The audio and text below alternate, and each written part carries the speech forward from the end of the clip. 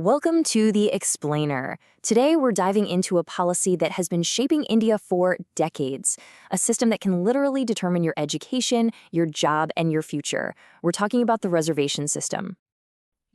Just the word reservation itself, it brings up some pretty strong feelings, doesn't it? For some, it's an absolutely essential tool for social justice. For others, it feels a lot like reverse discrimination. It's worth taking a second to think about where you stand, because this policy has a real, tangible impact on everything from getting into college to landing a government job. All right, so to really get a handle on this whole debate, we've got to go back to the basics. Why does this system even exist? And who exactly is it supposed to be for? Okay, so the system basically helps out four main groups. First up, you have the scheduled castes, or SCs.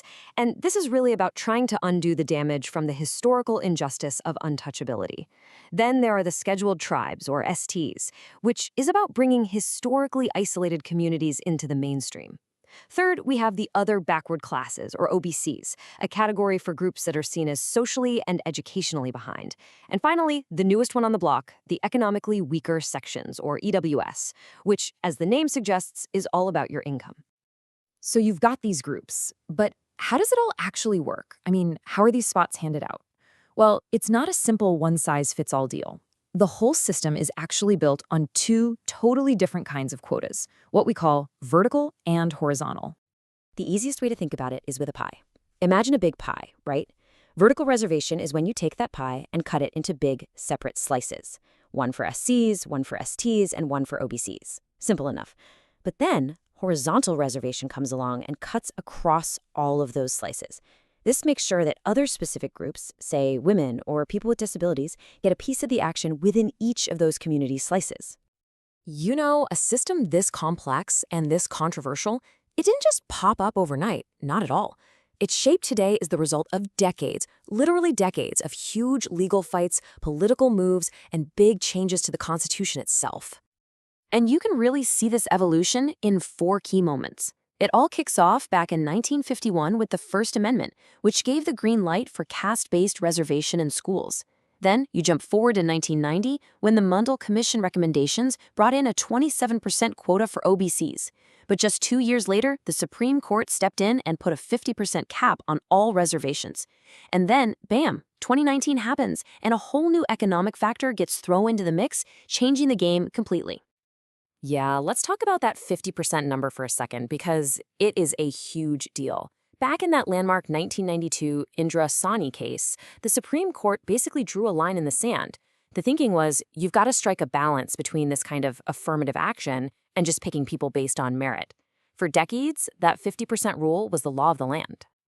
In that same case, the court came up with this idea called the creamy layer. What's that?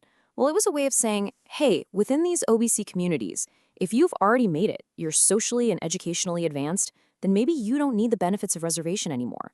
The whole point was to make sure the help was actually getting to the people who needed it most, But here's the thing. The Supreme Court's word wasn't the final say, not by a long shot. There was one part of that ruling, a ban on reservations in job promotions, that Parliament just was not having. And that opened up a whole new chapter in this story. And oh, did Parliament respond. It was like this constitutional tug of war. They passed a whole series of amendments to push back.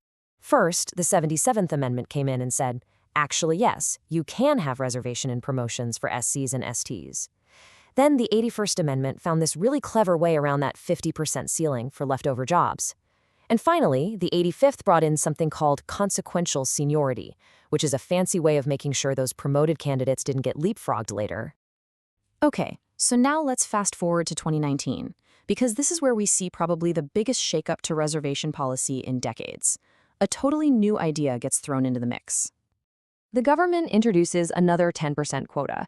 But hold on, this one was completely different. It wasn't about your caste or your community at all. This quota was for a whole new group, the economically weaker sections, or EWS.